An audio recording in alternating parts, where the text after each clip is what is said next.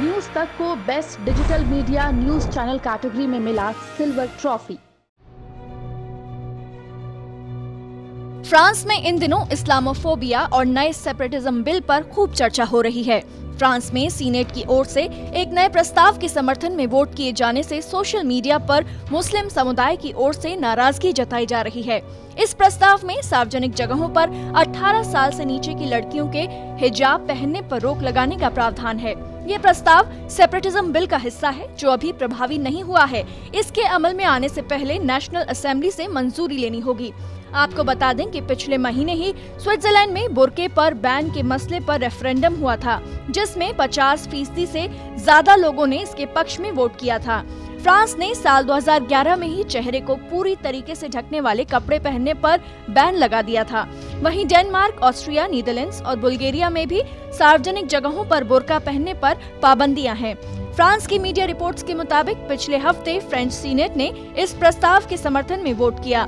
इसमें सार्वजनिक जगहों पर किसी स्पष्ट धार्मिक प्रतीक को नाबालिगों की ओर से पहने जाने या कोई भी ऐसी ड्रेस या कपड़ा जो महिलाओं की धार्मिक पहचान कराता हो, उस पर रोक लगाने की बात कही है।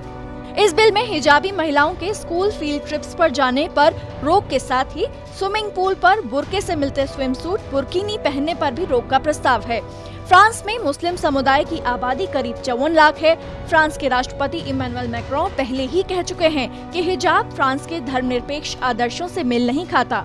उन्होंने ये भी कहा था कि हिजाब पहनकर सड़कों पर चलने पर रोक लगाने वाला कानून बनाया जाएगा।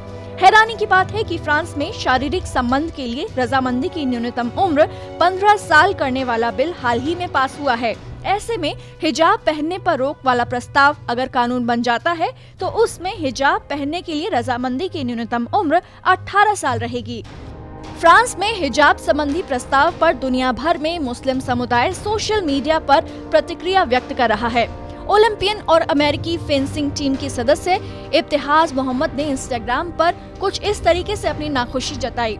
इब्तिहाज ने लिखा, ये जो होता है जब आप मुस्लिम विरोधी हेट स्पीच, पक्षपात, भेदभाव और हेट क्राइम्स को सामान्य चीज बना देते हैं। इस्लामोफोबिया को कानून बना दिया जाता है। अल्लाह हमारी बहनों की हिफाजत करे। कुछ सोशल मीडिया यूजर्स फ्रांस के प्रस्ताव को नारी विरोधी भी बता रहे हैं। एक और ट्विटर यूजर्स हॉटलाइन फैल्कन ने ट्वीट किया है कि अभी फ्रांस में 18 साल से नीचे की महिलाओं के सार्वजनिक तौर पर हिजाब पहनने पर रोक लगाई गई है।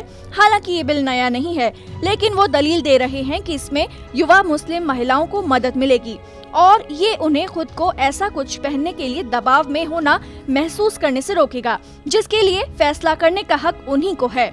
पाकिस्तानी सोशल मीडिया पर भी ऐसे ही तर्क दिए जा रहे हैं कि जब साल 2010 में निकोलस सार्कोजी फ्रांस के राष्ट्रपति थे तो सार्वजनिक जगहों पर चेहरे को ढकने वाला नकाब पहनने पर रोक लगा दी गई थी। पिछले साल फ्रांस में कोविड-19 के खतरे को देखते हुए सभी के लिए मास्क पहनना जरूरी कर दिया गया था, लेकिन नकाब को अब भी धार्मिक मानते हुए उसके पहनने पर जुर्माना किया जाता है, जबकि वो मास्क जितना ही चेहरे को ढकता है। आपको बता दें कि फ्रांस में शार्ली हेब्दो के पैगंबर मोहम्मद पर बने कार्टून्स दिखाए जाने पर एक टीचर की हत्या हो गई थी। पिछले साल अक्टूबर महीने में फ्रांस में एक टीचर का सर काट दिया गया था। कहा गया था कि हमलावर सैमुअल पैटी नाम के इस टीचर से इसलिए नफरत करने लगा था क्योंकि उन्होंने छात्रों को पैगंबर मोहम्मद के विवादित कार्टून दिखाए थे। हालांकि इस मामले में बाद में खुलासा हुआ था कि उस टीचर की शिकायत करने वाली छात्रा ने उनकी हत्या से पहले टीचर के बारे में झूठी बातें फैलाई थीं। सैमुअल पैटी की हत्या के बाद फ्रांस में शार्ली हेब्दो के कार्टून्स को अभिव्यक्ति की स्वतंत्रता बताया गया था और मुस्लिम चरमपंथ पर तभी से लगाम लगाने के लिए नई पहल की जा रही हैं। विवादित कार्टूनों के कारण फ्रांस में शार्ली हेब्दो पत्रिका पर पहले भी मुस्लिम चरमपंथी आतंकी हमले कर चुके हैं, जिसके बाद शार्ली हेब्दो पत्रिका के दफ्तर को कुछ समय के लिए बंद भी कर दिया गया था।